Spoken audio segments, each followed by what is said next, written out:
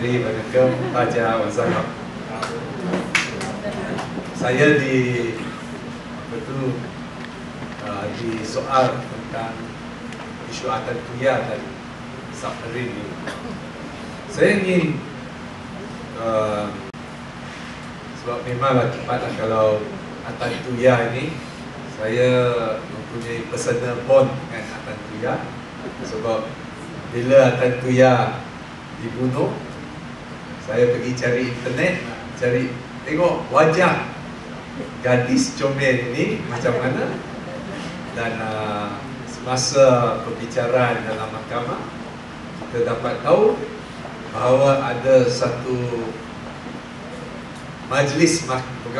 satu candlelight dinner di restoran Perancis yang sangat terkenal. Dan mahkamah tidak diberi maklumat, dia hanya diberi maklumat tapi tidak dibenarkan untuk cross examine untuk mendapatkan detail yang lebih. Dan saya pun pada waktu itu dalam blog saya buat satu gambar imajinasi bahawa adakah itu susunan yang major untuk makan malam ini. So itulah sebab Atantuyar ni terkenal, Encua dikatakan mendedahkan Gambuah palsu. Saudara-saudari yang saya hormati sekalian, pada mulanya saya juga agak tertarik dengan kes ini, bagaimana seorang wanita dari Mongolia ini tak ada air. It's a country that very few country in the world that has no sea. Mongolia is one of them, and the other one is Nepal. In these two countries, in their life, they had never seen what ocean is like. Very interestingly, a Mongolian agent is in charge of buying submarines. So, well, that's not very unique. Sebab bila saya mula follow case ini, saya telah rujuk kepada banyak isu submarine dan pembelian senjata. Utamanya dalam submarine atau frigate dengan DCN-S. DCN ini bukan kali pertama buat ini. So when I first started, so we say we are interested because there is a Mongolian ladies that got killed.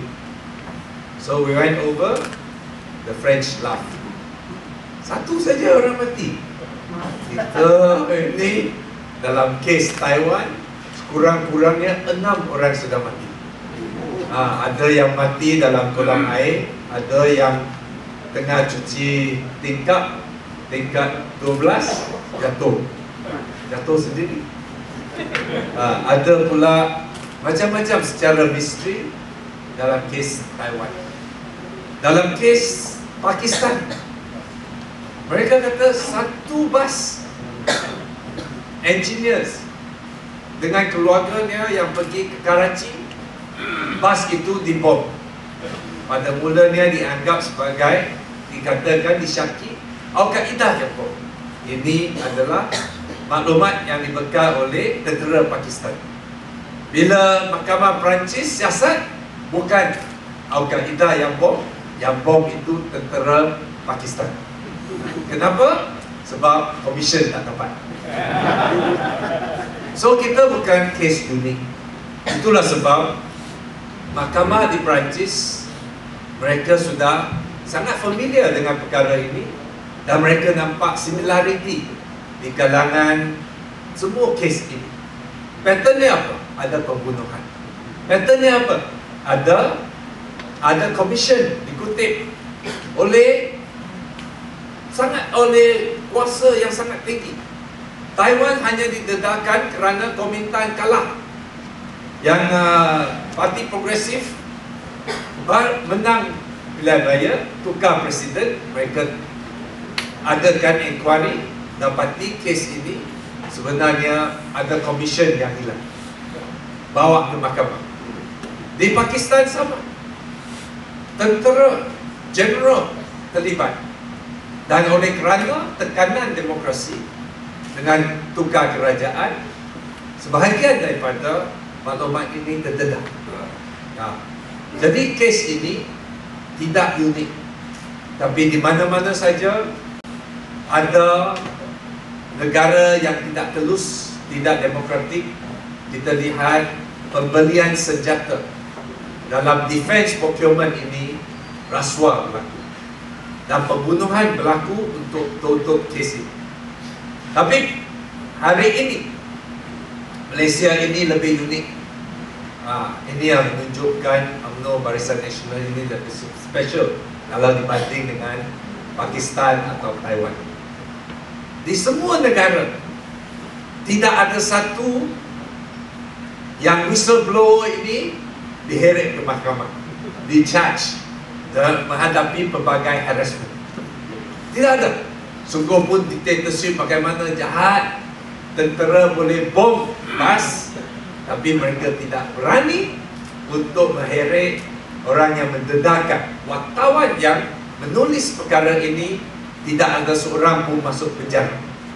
Mereka bebas untuk cetakkan buku, mereka bebas untuk edarkan maklumat ini di kalangan masyarakat. Inilah sebab kita anggap UMNO lagi hebat. Suara sekarang ni berbagai lah, bukan saja dikatakan melanggar undang-undang syarikat. Suara untuk juga terima wang dari Soros, orang yang paling jahat di dunia, Soros lah. Soros ini pun mau dedahkan kes Samri. Tak tahulah orang Yahudi dengan Mongolia apa berkaitan dia. Mestilah untuk Mahathir ada konspirasi. Saudara-saudara yang saya hormati sekalian, saya ingin secara ringkas untuk memberitahu kenapa kita harus mengambil minat. What is our interest in this? What is our interest in this? Just link to what happened recently with the budget and all this thing. Tonight, I don't think people want to come and listen to the budget, but it takes us 1957 to 2007, going through 4 prime ministers, all the different prime ministers, including the very, very dictatorial Dr. Mahathir, to make our country, negara kita berhutang 250 bilion. It take us 1957 up to 2007. It only take 2007 up to now, 1 year of Abdullah Badawi and 4 years of Najib, to make us in debt for another 250 billion. 4 years of Najib and 1 year of Abdullah Badawi. Now our debt from 250 billion, now as we announce the budget, now is 504 billion. So hebat tidak hebat? Najib ini. So what is it? The price tag that is never told to us.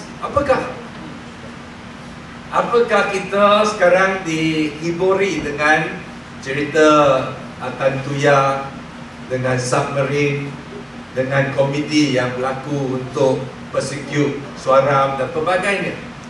This is the most expensive comedy that the government is putting out, because the price tag for the submarine dilapor dalam parlimen, walaupun pada mulanya kata hanya separuh daripada harganya, about 2 billion, tapi akhirnya kerajaan bayar 4.885 billion untuk submarine itself. But the submarine come with nothing. We have to understand. The submarine come with nothing. That's not the reason it cannot submerge. Itu bukan kerana dia itu tidak boleh tenggelam ke air. Ini adalah kerana cara kita rundingkan kontrak ini, kita hanya kata submarine saja. Orang Perancis kata, you want submarine, I give you submarine, but nothing else. Dalam tu tidak ada sistem, tidak ada misal, tidak ada torpedo, dan tidak dibekalkan latihan. Kalau nak latihan, tambah lagi. So itulah sebab dia factor in satu lagi kontrak dengan Paramedica untuk membayar koordinasi dan bawa sailor kita ke Perancis duduk dalam hotel untuk membuat latihan. Hotel itu saya tidak tahu apa jenis hotel dan apa jenis steak yang mereka makan setiap hari, dan on cost untuk ini adalah 570 juta. Oh, itu steak full. That is the cost for that. That including the payment for Atantuya dinner in France. Selepas itu, bila submarine dihantar ke Malaysia, tidak ada torpedo, tidak ada misal. Hari ini submarine ini duduk di Sabah dalam pelabuhan. The base untuk simpan submarine ini belum dikonstruk lagi. Kalau besok mana-mana negara lah, kalau China tak puas hati dengan Tiao Yitai lawan Jepun, dia datang ke Malaysia nak ambil Sabah, submarine kita tak boleh pakai. Sebab hanya tahun ini, at the end of the year, perlengkapan torpedo dan misal akan sempurna deliver ke Malaysia. Then what is the cost for that? 1.1 billion. That's right. Saya buat satu soalan dalam parlimen. Saya tanya kenapa torpedo dengan misal Exocet SM-39 40 biji, 30 unit torpedo Black Shark, dan kita tidak dibekalkan dan butiran setiap unit ini berapa. Hanya kita boleh banding dengan Tomahawk, sebab itu open price. Kita tahu Tomahawk itu harganya ringgit Malaysia 1.8 juta. Untuk equivalent, the China made torpedo YG C802, kosnya ringgit Malaysia 1.7 juta. Tapi kos untuk misal dan torpedo yang dibuat tailor made untuk Malaysia, ini torpedo ini bukan nuklear, dia hanya dynamite yang biasa. Setiap unit average yang kita jangka, setiap unitnya kosnya 12 juta. So that is the cost that you pay for us to melengkapkan senjata submarine. Selepas itu, apa lagi? Didapati bahawa last year dalam parlimen kita runding apa? Kita masih bahas dengan Menteri Pertahanan. Itu baiknya Najib, sebab bila Najib sign kontrak untuk submarine ini, dia tinggalkan sedikit untuk Zahid, supaya Zahid boleh runding lagi, mungkin dapat commission juga. So kita nak runding macam mana nak bagi maintenance for the submarine. Dan maintenance itu hanya diputuskan oleh Menteri Pertahanan yang baru. Itulah sebab harga itu belum ditentukan. Sebab akhirnya kebijaksanaan Zahid Hamidi, dia dapat runding untuk 0.6 bilion, 600 million, 600 juta untuk maintenance selama 6 tahun. Bagi kepada siapa? Kepada Bostek. Bostek itu siapa? Satu GLC yang dipegang oleh dana Persaraan Tentera Malaysia, Tentera Laut Malaysia. Dan Bostek itu subkontrak kepada siapa? DCN. pembekal submarine kita. Sebab mereka kata Bostek tidak ada pengalaman ini dengan TCN sebab mereka pembekal.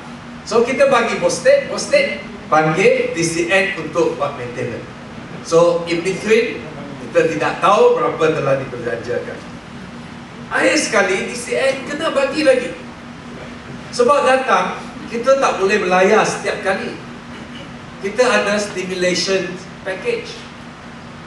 Sailor kita, anak-anak kapal kita kena masuk dalam satu bilik seolah-olah itu design satu submarine sebab submarine tidak selalu boleh belayar.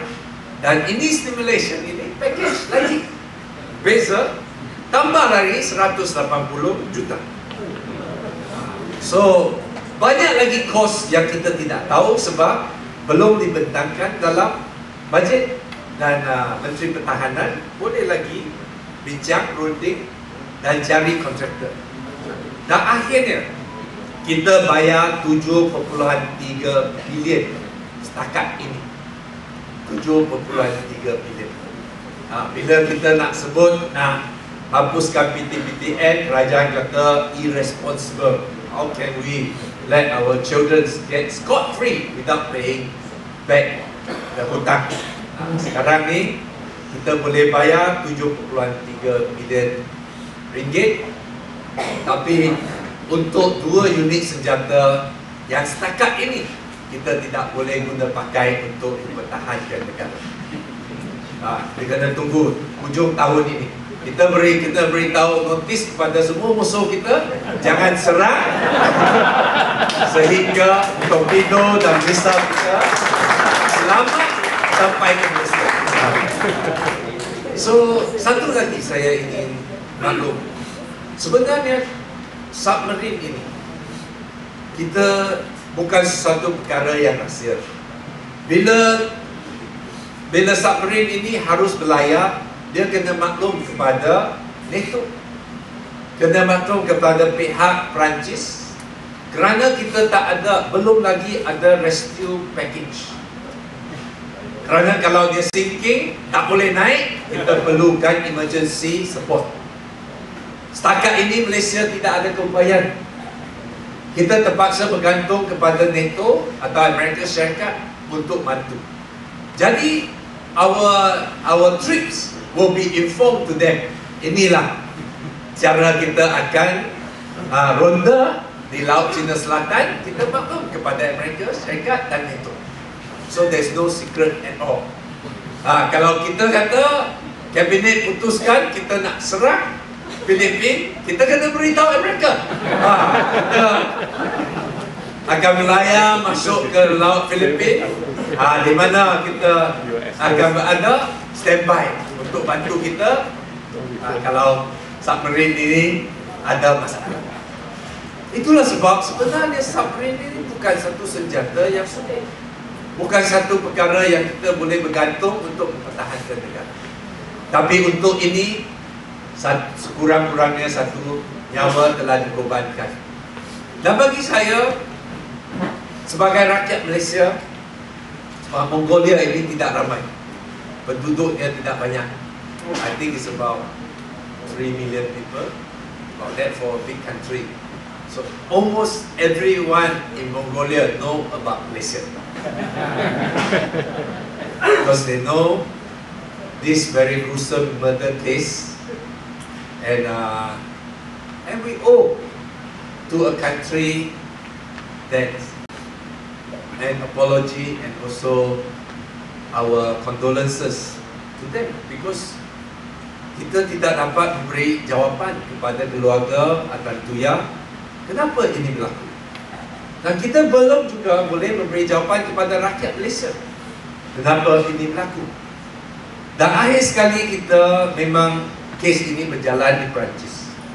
Tapi sebagai sebuah negara yang berdaulat, yang kita rakyat yang bermaruah, saya kalau betul-betul kita patriotik, kita tidak suka di forum macam ini kita bincangkan perkara kes rasuah, skandal kita di pentas antarabangsa.